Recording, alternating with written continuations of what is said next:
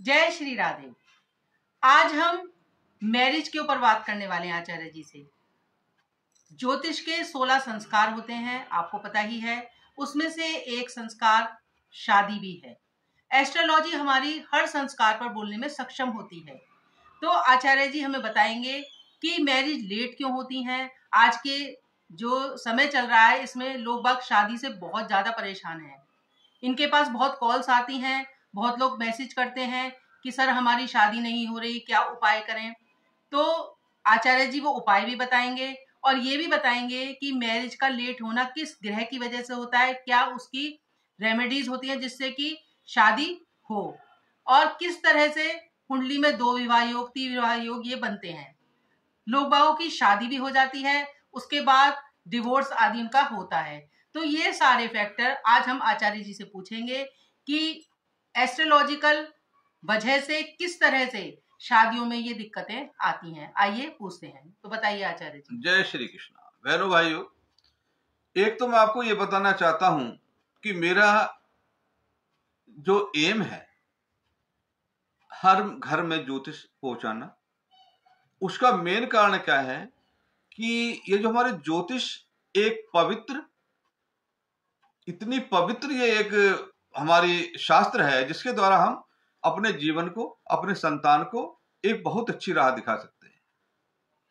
मैं हमेशा कहता रहता हूं, यदि आगे बढ़ना तो गीता पढ़ो, एक संत की वाणी है। मेरा मेन मकसद घर घर में ज्योतिष पहुंचाना और गीता पढ़ाना। गीता का अध्ययन करो, आगे बढ़ो। अब आते हैं, इन्होंने जो क्वेश्चन किया कि शादी लेट क्यों होती है, द्विविवाह विवाह योग कैसे होते हैं, सेपरेशन कैसे होते हैं, मन मुटाव कैसे हो जाता है, जिसे कहते हैं मिसअंडरस्टैंडिंग होना, या किसी भी कारण से स्पाउस का बीमार हो जाना। हम इस चीजों पर चर्चा करेंगे। आज मैं आपको बता रहा हूं, हम जो चर्चा कर रहे हैं हम ऋषि पाराशर की पद्धति के अनुसार कर रहे हैं, क्योंकि कलयुग में चल रहा है। ऋषि पाराशर जी ने कहा है कि हम पे नक्षत्र की जो दशा होती है, जिसे हम विषुवंती दशा कहते हैं, हम उस पर आज बोल रहे हैं। जैसे कि मैं बताता रहता हूं कि 12 हाउसेस होते हैं, हर हाउसेस का एक अपना अर्थ होता है। जैसे फिर मैं 2 मिनट लूंगा आपका, कि जैसे लग्न धन भाव होता है, सेकंड लग्न जो होता है उसकी हेल्थ होती है, नेचर होती है। सेकंड हाउस उसका धन होता है, उसका परिवार होता है। थर्ड हाउस उसका पराक्रम होता है, छोटे भाई रहते हैं। चतुर्थ जो होता है उसकी प्रॉपर्टी रहती है, सुखभाव होता है। पंचम हाउस संतान रहती है। आगे हम चर्चा इस विषय भी करेंगे कि संतान का लेट होना, संतान का निरोगी कैसे होगा। संतान आज कल एक नया रोग चला है कि ज्यादातर बच्चे जो होते हैं ना, किसी भी कारण घर में वो सूख जाते हैं। It depend on the Rahu Ketu, जब एबॉर्शन हो जाना, और एक जो है तो कुछ शादी का लेट होना, और दूसरी बात क्या है कि विभिन्न बीमारियों का होना। यदि हम ज्योतिष शास्त्र का अध्ययन करें तो हमारे यहाँ 2 ग्रह राहु केतु जो होते हैं, ये एक ही मतलब हमेशा 180 डिग्री पे रहते हैं। मैंने इस पर एक वीडियो भी बनाई है, लोग मतलब उन्होंने काफी पसंद भी करा, क्योंकि उन्होंने एक्सप्लेन में बताया। ये यदि दर्शक देखना चाहे तो उसे फिर देखें, आपको बड़ा उससे अच्छा ज्ञान होगा। यदि हम सपोज कर लो पंचम भाव किसी का राहु केतु का एक्सिस में आ जाएगा तो संतान, जैसे हम देशी भाषा में कहते हैं, कि अंदर सूख जाना। पहले हम जब छोटे थे, हम बहुत से के साथ ये प्रॉब्लम हो रही है, आजकल ज्यादा हो रही है, मतलब संतान, बच्चा डेवलप नहीं होता, हाँ, ग्रोथ नहीं होता। अगर हम ज्योतिष के दृष्टिकोण से देखें तो वो राहु केतु के अक्षर बन जाते हैं या पाप ग्रह से दष्ट हो जाते हैं। इसके लिए हम अगली वीडियो बनाएंगे आचार्य जी के साथ कि संतान का ना होना, संतान का लेट होना और संतान का अंदर डेवलप नहीं होना। तो अब हम आते हैं अपनी उसी चर्चा के ऊपर।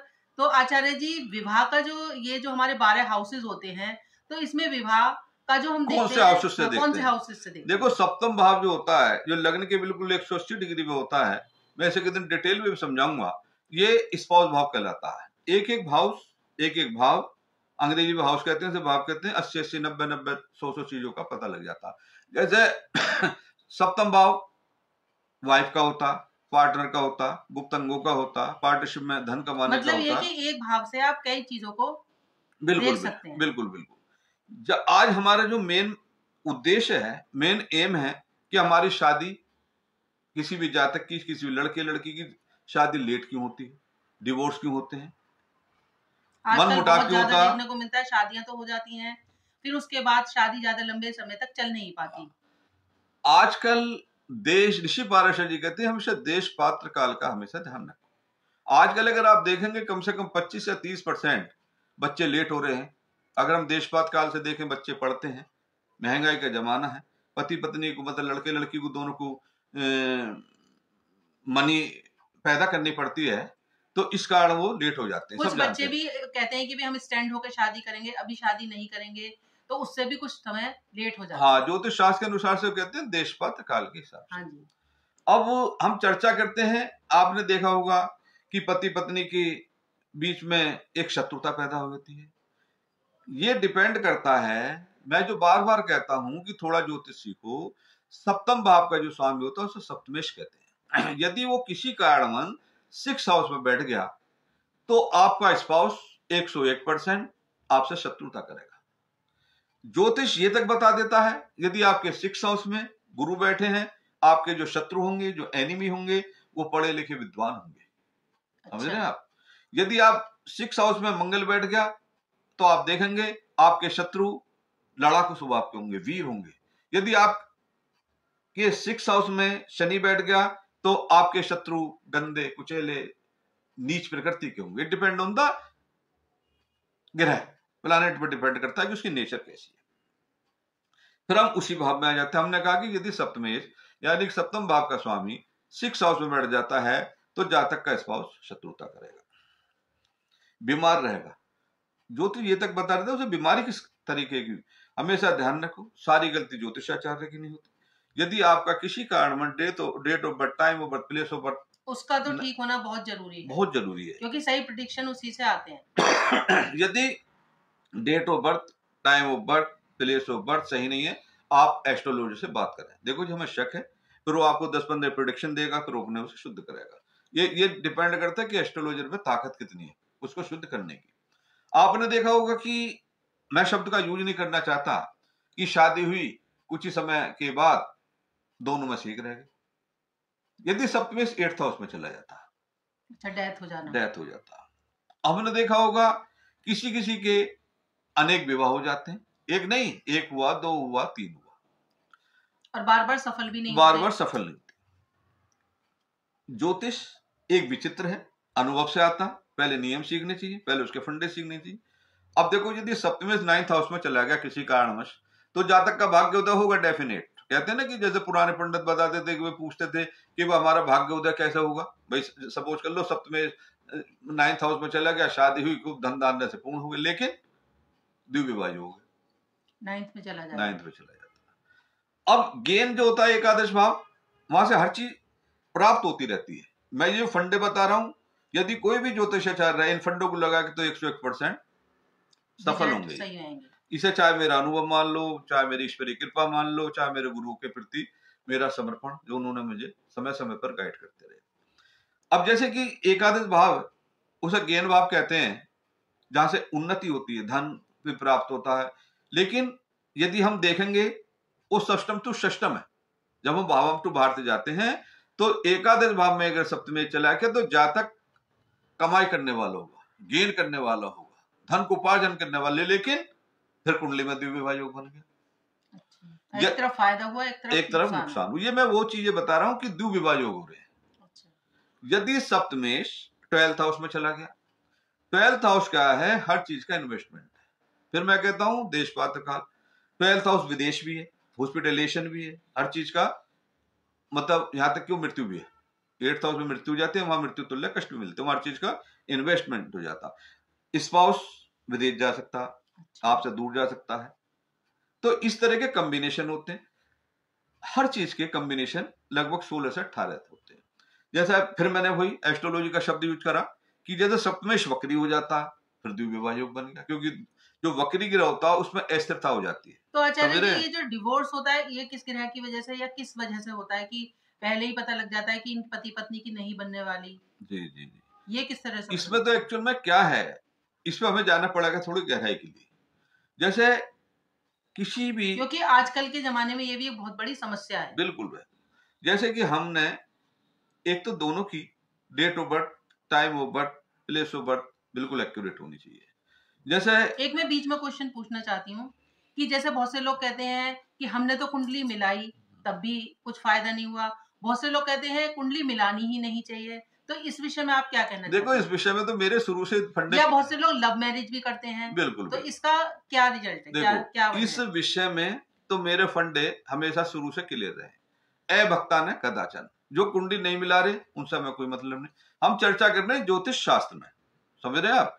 अब फिर मैं बार बार कहता रहूं, दोनों की date of birth, time of birth, place of birth सही होनी चाहिए। मतलब आपके हिसाब से कुंडली मिलान जरूर करना चाहिए। अब फिर दूसरी बात आ जाए, जैसे कि हमने कंप्यूटर वगैरह खुद भी खेल लेते हैं बहुत से, हमने देखा कि 36 गुण होते हैं, सबको पता, जैसे वर्ण है, वश्य है, तारा है, योनि है, गण है, और फिर तो आप इसे थोड़ा डिटेल में बताइए। हाँ, तो मैं आप इसको एक डिटेल में बता रहा हूँ, मैं बोर्ड में आपको समझा देता हूँ। चलते हैं बोर्ड की तरफ। जैसे आपने देखा होगा, जब हम कंप्यूटर में date of birth, time of place of birth रहते हैं तो वो 36 गुण आते हैं, है ना। तो 36 में से कितने भी गुण मिल सकते हैं, किसी का 22 मिलेगा, किसी 26 मिलेगा, कितने भी। इनमें से कम मैं आपको एक चीज और बता दूं, जैसे हमारे क्रम है, जैसे वर्ण है, वश्या है, तारा है, योनि है, ग्रह, मैत्री है, गण है, भकूट है, नाड़ी है। आपने देखा होगा जैसे जैसे इनके क्रम है, इनके ऐसे ही इन्हें नंबर मिले हुए होते हैं। यदि हम इन नंबरों को टोटल माने तो 36 होते हैं। मेरा कहने का तात्पर्य ये है, यदि हम इनमें से 18 गुण भी मिल जाते हैं और हमारी कुंडली सही है तो हम कह देते मतलब कूट मिलान सही है। आपको मैं एक छोटा सा उदाहरण दे देता हूं, जैसे कि गण है, ये 6 नंबर है, इसके 6 अंक है। आपने देखा होगा कि पुराने आदमी कहते थे, तेरे मेरे गण नहीं मिल रहे, यानी कि तेरी मेरी अंडरस्टैंडिंग नहीं हो रही। जब अंडरस्टैंडिंग नहीं हो तो शत्रुता हो जाएगी। अब जैसा ये है, ये नाड़ी है, ये नाड़ी के 8 अंक है, तो ये 8 सबसे ज्यादा महत्वपूर्ण है। इस पर संतान से भी रिलेटेड है, ये भकूट है, इस पर धन धान्य से भी है। लेकिन यदि हम उसको कुंडली को देखेंगे, हमारे राजयोग हैं, धन योग हैं, तो हमें थोड़ा नेग्लेक्ट भी कर सकते हैं। लेकिन फिर ये हम बहुत लंबी हम वार्ता में चले जाएंगे। मेरा कहने का तात्पर्य ये है कि 36 में से 18 गुण जरूर मिलने चाहिए, और बारीक से कुंडली को दिखाइए, जब ये आपको इसका पूरा फल पता लगेगा। मेरा तो एक ही दूर करना था कि हम कहते हैं कि 36 में 28 गुण मिले, सेपरेशन क्यों हुआ। कुंडली को आप बारीक से दिखाएं, जब ये आपका हल निकलेगा। तो देखा आपने, आचार्य जी ने किस तरह से समझाया कि किस तरह से हमें अंक प्राप्त होते हैं, किस तरह से कुंडली मिलान की जाती है, और किस तरह से इन 8 चीजों का कुंडली मिलान में जरूरत होती है। तो क्या केवल इनके द्वारा ही कुंडली मिलान हो जाती है, या इसके अलावा भी कुछ चीज जरूरी है? देखो, मैं आपको एक साधारण ज्ञान, क्योंकि आजकल बहुत से कुंडली मिलान कंप्यूटर पर कर लेते हैं कि जी इतने गुण मिल गए, ये हो गया, तो इतना ही काफी है या उसके अलावा भी? एक तो मैं आपसे ये कहना चाहूंगा, जब भी आप किसी अच्छे एस्ट्रोलॉजर के संपर्क बने, और थोड़ा ज्योतिष का आपको अध्ययन जरूर होना चाहिए, जिससे कि आप चर्चा कर सकें। इसी के मैं बीच में आपको एक छोटी सी कहानी बता दूं। एक महाभारत की मैं कहानी बताता हूं। अर्जुन से कर्ण कह रहे हैं, अर्जुन देख, मेरी मृत्यु तो अवश्य होगी। कारण, क्योंकि मेरा लगने सिस्टम में जा रहा है और शनि की दशा चल रही है, मृत्यु तो मेरी निश्चित है। तो ये किसने कहा? ये कही कर्ण ने। अच्छा, अर्जुन से कहा। आप बोले, लेकिन मेरा जो कर्म है, मेरा जो व्यवहार है, तो मेरा जो उद्देश्य है, शास्त्र तो इसका मतलब ये अनादि है कि जब भी हमारी अच्छी पीढ़ियां, अच्छे पढ़े लिखे लोग, अच्छे धार्मिक लोग होते हैं, उन्होंने सबने इसका सहारा लिया। आपको एक बीच में और बात बता दूं, आजकल हम काम कर रहे हैं 6 हाउस में। मैंने पीएचडी भी करी। 6 हाउस होता है रोग का, जिसे हम कहते हैं मेडिकल एस्ट्रोलॉजी। यदि किसी कारण में डॉक्टर फेल हो जाते हैं, मैं बार बार कहता हूं, और दवाई नहीं लिख पाती, हमें ऐसे रोग का पता नहीं लग सकता, डायग्नोज नहीं हो पाते, तो ये डिपेंड करता है 6 हाउस में राहु का बैठना। यदि हम राहु का दान करेंगे, ये अलग चैप्टर है, मैं बता रहा हूं कि मतलब ये जो है, हर भाव अपने जो हर चीज को बोलने के लिए तैयार है। एक तो मेरा कहने का मतलब, अच्छे एस्ट्रोलॉजर से के संपर्क में रहो, थोड़ा सा ज्योतिष सीखो, जिससे कि आप उनसे चर्चा कर सकें। दूसरी बात, जैसे मैंने बताया कि 36 गुण होते हैं, वर्ण है, वश्य है, तारा है, जैसे मैंने आपको पूरा समझाया, जैसे इनके क्रम होते हैं वैसे इनका नंबर होता है। इनके अगर आप टोटल देखोगे 36 आ जाते हैं। अच्छा। क्या कहते हैं, मिनिमम गुण कितने मिलने चाहिए? मिनिमम तो कहते हैं कि 18 गुण मिल गए। मैंने 16 गुण के 15 गुण की शादी करवाई। मैंने उनसे पहले कह दिया, लड़ंगे भिड़ंगे खूब, क्योंकि उनकी नीड थी वहां शादी करना। लेकिन मैंने कहा ये सेपरेट नहीं हो सकते, सेपरेशन उनकी ऐसी नहीं थी। हाँ, उनका कारण क्या था कि जैसे लग्न में बैठा बृहस्पति 1.25 लाख दोष समाप्त कर देता, एक सिद्धांत है, यो यो भाव स्वामी दुष्टो यो तो तत्सव भाव वृद्धस्ति। यदि घर का स्वामी अपने घर पर बैठा या सप्तम दृष्टि से अपने घर को देख रहा तो उस घर को बचाव कर जाएगा। लड़ेंगे भिड़ेंगे लेकिन रहेंगे। तो ये तो चर्चा हुई आचार्य जी इस विषय की। अब आप थोड़ा सा ये बताइए कि हमें लड़कियों की शादी या अब मैं लड़कों की आपको शादी बीच में एक बात और कहना चाह रहा हूँ। जैसे कहते हैं कि हमारे 36 में से 28 गुण मिले। हाँ जी। वह हमारी शादी का सेपरेशन जब भी हो गया, मैं इस विषय में आपको बताना चाहता हूँ। अच्छा। कभी कभी क्या होता है, जैसे सप्तम में सूर्य महाराज बैठ गया, गुण तो आपके 28 आ गए, 30 आ गए, 32 आ गए, 26 आ गए, लेकिन सप्तम में बैठे स्थित सूर्य महाराज अपनी दशा महादशा अंतर दिशा में सेपरेशन करा देते हैं। अच्छा। तो कुंडली का एक्सप्लेनेशन बहुत तरीके से होने चाहिए। हम केवल यही नहीं कर सकते कि वे 36 गुण मिल रहे, 32 में हो गए, फिर पंडित जी को पकड़ लिए। अब पंडित जी की योग्यता क्या, पता लगा पंडित जी को date of birth, time of birth, place of birth दे दी। आजकल पढ़े लिखे बच्चे हैं, एक आध साल इधर उधर वैसे ही रह जाता, माँ बाप करवा देते हैं, पता लगा कि उन्होंने जन्म की दी थी, लेकिन इसमें चलती एक्चुअल डेट। हाँ, तो ये मैंने कॉम्बिनेशन बताया कि सप्तम की क्या स्थिति है। ये काफी लंबा विषय है, सप्तम में सपोज कर लो। अब मैं आपको एक बहुत रियल किस्सा बताता हूँ। आज तक लगभग ये 25-26 साल हो गए। एक पति पत्नी मेरे बहुत टेस्ट करते थे ज्योतिष के मामले में। लेडी ज्यादा करती थी, जेंट्स कम करता था। उन्होंने उनके सप्तम भाव में सूर्य महाराज बैठे थे, मुझे अब भी ध्यान है। तो जैसे ही मैंने उनसे कहा, मैंने कहा मैम ये 1.5 साल का है टाइम, मेरे अब भी धुंधला धुंधला याद है कि आप इस टाइम शादी मत करो। उनके वो पति बोले शर्मा जी हम तो करना चाहते हैं। मैंने कर लो जी। तो मैं उनकी क्या कर बेटी की सकता हूँ? शादी थी या उनकी बेटी की शादी। अच्छा। अब हुआ क्या, बहुत अच्छा पैसा लगाया, बड़े दोनों की पढ़े लिखे थे, दोनों सर्विस करते थे। तो क्या हुआ कि उनके बीच में सेपरेशन हो गए 3-4 महीने। बेटी आई, अंकल मैं इसके साथ नहीं रहूंगा। उनकी वाइफ बोली कि शर्मा जी मुझे क्या करना चाहिए। मैंने कहा अब देखो तुम कोर्ट में जाओगे, साल वैसे लगना है। मैंने कहा तुम्हें जब तक सूर्य की दशा थी, मैंने कहा सब तुम नेगलेक्ट मारो। उन्होंने कभी बात करते रहे। जैसे ही सूर्य की दशा खत्म हुई, मेरे ख्याल से अब भी बात हुई थी मेरे 1.5-2 महीने पहले, अब भी वो बिल्कुल साथ। हाँ, तो सारा दशाओं का महादशाओं हाँ, का हमेशा ध्यान रखना आपकी कुंडली में कितने भी धन योग हो, कितने भी राज योग हो, कितने भी रिष्ट योग हो, डिपेंड होता है दशा, इस दशा में डिपेंड करता है। तो आचार्य जी तो आपने एस्ट्रोलॉजी के हिसाब से बताया, तो एस्ट्रोलॉजी में भी हमें लड़की के लिए किस चीज के उपाय ज्यादा करने चाहिए और लड़के के लिए हमें किस चीज के उपाय? अब देखो इसका एक साधारण सा उपाय है, मैं बताऊंगा आपको। जैसे लड़का है, अब जैसे कहते हैं लड़की की शादी नहीं हो रही, कुछ तो गलतियां माँ बापों की भी होती है। जब उनके शादी के टाइम होता है वो उसे इग्नोर मार देते हैं, चाहे उनका वो अपनी केयर। कई बार अच्छे रिश्ते आते हैं उसको भी हाँ, लेकिन उनमें से ध्यान रखना चाहिए। लेकिन अब मैं हमारा जो विषय है, हमारा एस्ट्रोलॉजी का विषय क्या होता है, यदि हमें लड़के की शादी करनी है तो हम उसका शुक्र बलिष्ठ करना पड़ेगा, सप्तमेश को बलिष्ठ करना पड़ेगा। फिर हमें, जैसे मैं बार बार सबसे एक ही बात कहता हूं, जब हमारे कोई हल्की बीमारी होती है तो हम एक पेन किलर गोली ले ली, हमारा काम हो गया। ज्यादा बीमार हो रही तो हमारा इंजेक्शन भी लगाएगा, ग्लूकोज भी लगेगा, पता लगा कि इंजेक्शन उस पर भी दे दिया। इसी तरीके से यदि हमारी प्रॉब्लम बड़ी है, बच्चा है बच्ची, लड़का है लड़की, शादी के लायक हो रहे हैं, माँ बाप समझ रहे हैं 1-2 साल में उसकी शादी अवश्य होनी चाहिए, ना मामला लेट हो जाएगा, तो मैं तो गीता फॉलो करता हूँ। गीता में कर्म योग में 3rd अध्याय में लिखा हुआ है कि मनुष्य की और देवताओं की संतति को ब्रह्मा जी ने रखा। यदि हमें कोई नीड, हमें देवताओं को शरण में अगर कोई तरीके से सारे रेमेडीज करेगा और उपायों को करेगा तो डेफिनेटली 101% शादी होगी, टाइम के अंदर होगी। बहुत लोगों की मैंने इतनी वीडियो बना रखी है, पीपल की पूजा करो, सप्तमेश को बलिष्ठ करो, सप्तमेश को अगर किसी ने ग्रह से रखा उसके दान करो, 101% शादी। अगर आपको भी ये कोई प्रॉब्लम है तो आचार्य जी से आप कांटेक्ट कर सकते हैं, आपका कार्य अवश्य हो।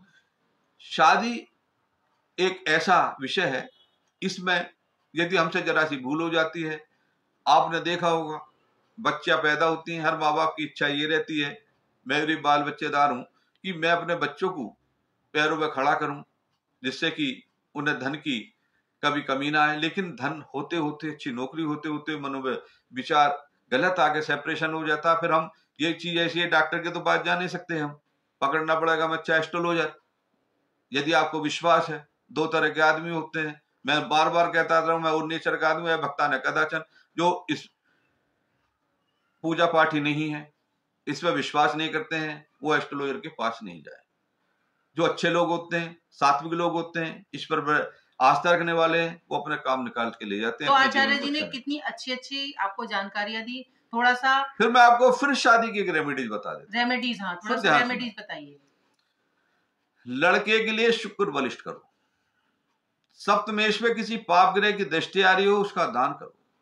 सपोज कर लो राहु केतु ने ग्रस लिया है, सपोज कर लो राहु सप्तम में बैठ गया तो केतु लग्न में बैठा के 180 डिग्री में, राहु का दान करो।